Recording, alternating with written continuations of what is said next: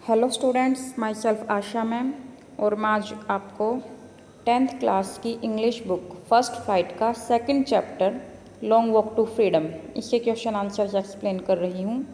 तो पहले हम हमारा लॉन्ग क्वेश्चन देखते हैं।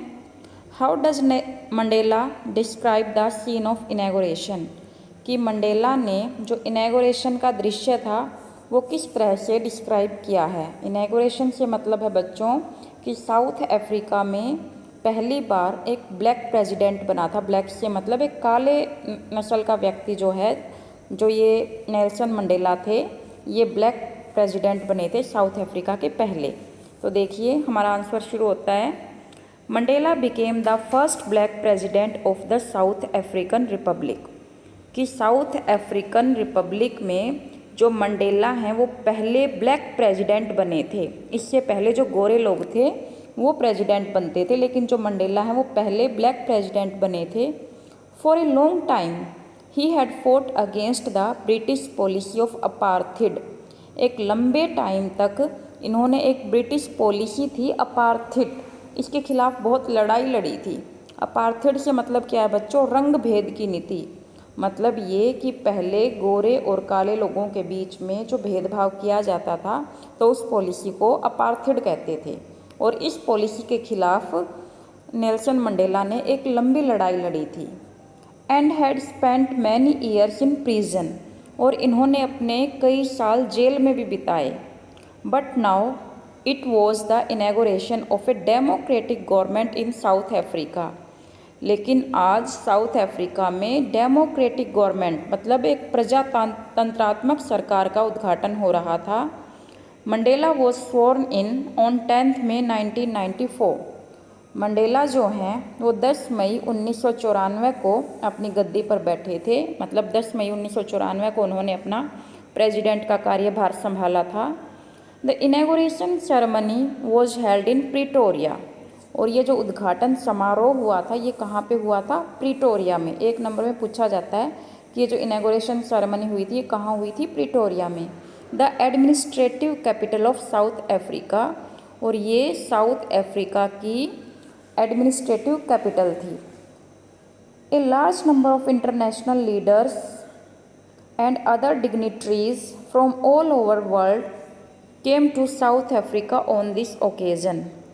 ए large number of international leaders मतलब एक बहुत बड़ी संख्या में अंतर्राष्ट्रीय नेतागण, एंड अदर डिग्निटरीज और दूसरे प्रतिष्ठित गण मतलब बहुत बड़े बड़े व्यक्ति, from all over the world पूरे संसार से, came to South Africa South Africa आए थे ऑन दिस ओकेजन। THIS आएगा यहाँ पे, दिस ओकेजन इस मौके पर। मतलब इस मौके पर बहुत बड़े बड़े अंतर्राष्ट्रीय नेता और बहुत बड़े बड़े प्रतिष्ठित गण आए थे। It was the largest ever gathering on the south African Republic, south African soil. तो ये साउथ अफ्रीका की भूमि पर, मिट्टी पर बहुत ही बड़ी गैदरिंग थी, बहुत ज़्यादा भीड़ इकट्ठा हुई थी। The whites and the blacks had now equal rights in the republic of South Africa, और गोरे लोगों के और काले लोगों के अब समान अधिकार मिल गए थे, क्योंकि पहले काले लोगों को कुछ अधिकार नहीं मिले हुए थे, लेकिन अब गोरे और काले लोगों के बराबर अधिकार थे इन the republic of South Africa, South Africa के गणतंत्र में। 2 नेशनल एंथम्स वर संग, और 2 राष्ट्रीय गान गाए गए। मतलब गोरे लोगों का अलग और जो काले लोग थे उनके लिए अलग राष्ट्रीय गान गाया गया। Mandela calls the South Africa's victory a common victory of justice, peace and human dignity, और मंडेला ने साउथ अफ्रीका की इस जीत को एक सामूहिक जीत बताया। किस चीज़ की? Justice, peace and human dignity, न्याय, शांति और मानवीय गरिमा की ये एक सामूहिक जीत थी। मतलब बहुत लंबी लड़ाई के बाद जो मंडेला है उन्होंने काले लोगों को उनके अधिकार दिलाए थे, और वो साउथ अफ्रीका के पहले ब्लैक प्रेसिडेंट बने थे। तो बच्चों ये तो हो गया हमारा लॉन्ग क्वेश्चन। अब हम करते हैं इसके शॉर्ट क्वेश्चन आंसर्स। तो पहला क्वेश्चन देखिए हमारा, what does Mandela thank the international leaders for, जो मंडेला हैं वो अंतर्राष्ट्रीय नेताओं का किस बात के लिए धन्यवाद करते हैं? तो हमारा आंसर होगा He thanked the international leaders for joining them in a common victory for justice, peace and human dignity. वो अंतर्राष्ट्रीय नेताओं का धन्यवाद करते हैं फॉर ज्वाइनिंग दैम, उन्हें ज्वाइन करने के लिए, वहाँ शामिल होने के लिए, इन ए कॉमन विक्ट्री, जो ये सामूहिक विजय थी, न्याय, शांति और मानवीय सम्मान की जो विजय हुई थी, उसमें शामिल होने के लिए वो इंटरनेशनल लीडर्स का धन्यवाद करते हैं कि आज वो इस उद्घाटन समारोह में उनके साथ शामिल हुए हैं। अगला क्वेश्चन देखिए, what ideals does he set out for the future of South Africa, कि साउथ अफ्रीका के भविष्य के लिए उन्होंने क्या क्या आदर्श स्थापित किए। तो हमारा आंसर होगा he sets out the ideals for liberating all people. तो उन्होंने कुछ आदर्श स्थापित किए थे और वो क्या थे, liberating all people of South Africa, कि साउथ अफ्रीका के सभी लोगों को मुक्ति दिलाना, उन्हें आज़ादी दिलाना। लिबरेटिंग मतलब उन्हें आज़ादी दिलाना फ्रॉम वेरियस बॉन्डेजेस, विभिन्न प्रकार के बंधनों से। और वो बंधन क्या थे बच्चों, these are of poverty, deprivation, suffering, gender and other discriminations.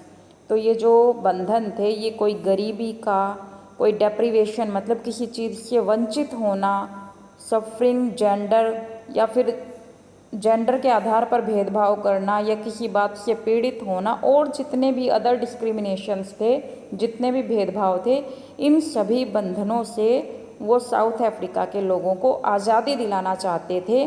तो उन्होंने यही आदर्श स्थापित किया था कि मैं इन सभी बंधनों से आप सभी को आज़ादी दिलाऊंगा। नेक्स्ट क्वेश्चन देखिए, what does courage mean to Mandela. Very important question, कि मंडेला के लिए करेज का क्या मतलब है, साहस का क्या मतलब था मंडेला के लिए। To Mandela courage does not mean the absence of fear.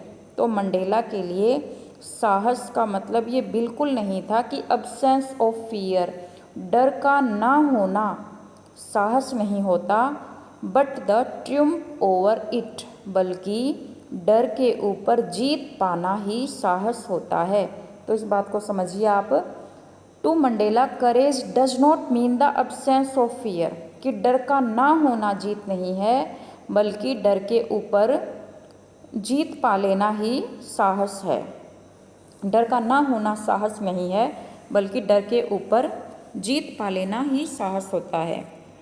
Next question देखिए, कई बार ये भी आता है एग्जाम में, what twin obligations does Mandela mention.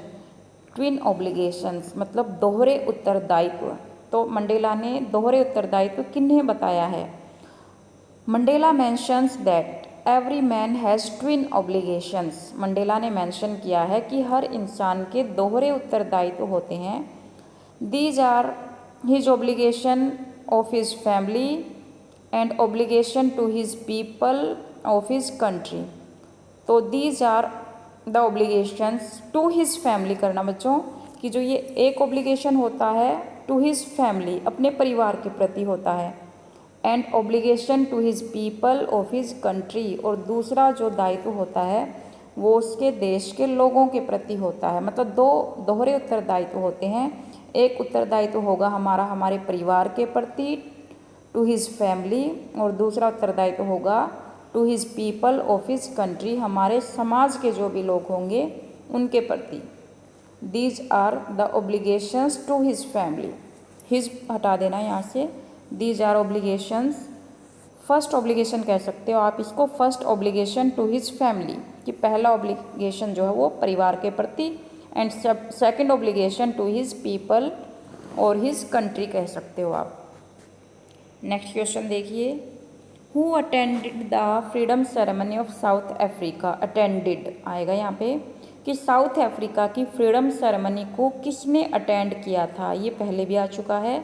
A large number of international leaders and many dignitaries attended the freedom ceremony of South Africa, कि अंतर्राष्ट्रीय नेतागण और दूसरे जो प्रतिष्ठित गण कह लो या गणमान्य व्यक्ति कह लो, अटेंडेड सेकंड फॉर्म लगेगी यहाँ पे, attended the freedom ceremony of South Africa.